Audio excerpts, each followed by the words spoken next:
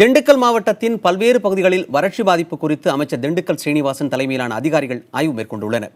இதுகுறித்து புதிய தலைமுறையிடம் அவர் பகிர்ந்து கொண்ட தகவல்களை இப்பொழுது பார்க்கலாம்.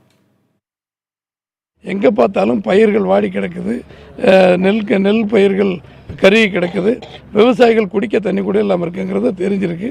இந்த நடவடிக்கைகள் எவ்வளோ பாதிக்கப்பட்டிருக்கிறது 7ஆம் தேதி நாளை மறுநாள் அங்கே எல்லாம் போய் முதலமைச்சர் அரசாங்கத்தோட ஒப்படைச்சிட்டு நமக்குள்ள நிவாரணங்கள் என்னங்கிறது மாண்புமிகு முதலமைச்சர் மத்திய அரசாங்கம் எல்லாத்துலேயும் கலந்துக்கிட்டு அறிவிப்பாங்க. இப்போ காலையில் பழனி ஒன்றியம், தொப்பம்பட்டி ஒன்றியம், ஒட்டஞ்சத்திரம் வழியாக இப்போ இங்கே வேடசந்தூர் வந்திருக்கோம். சாதாரணமாகவே 30-35 மேலே போயிட்டாவே இது நமக்கு ட்ரவுட் அறிவிக்கிறதுக்கு எலிஜிபிள் இருக்குன்னு சொல்கிறாங்க. இது 45-50 போயிட்டதுனால நிச்சயமாக மக்களுக்கு நன்மை கிடைக்கும். பொதுவாகவே திண்டுக்கல் மாவட்டம் வறட்சியான பகுதி தான், குடிநீர் பற்றாக்குறை ஏற்கனவே இருக்குது. இந்த நிலையில் நீங்கள் இந்த தொடர்ந்து முதல்வர் உத்தரவு பேரில் இப்போ பார்வையிட்டு வரீங்க. இது வறட்சி மாவட்டமாக அறிவிக்கணுங்கிறது இந்த பகுதி விவசாயிகளோட கோரிக்கை இருக்குது. நீங்கள் என்ன நினைக்கிறீங்க? அதுக்காகத்தான் இந்த சுற்றுப்பயணமே.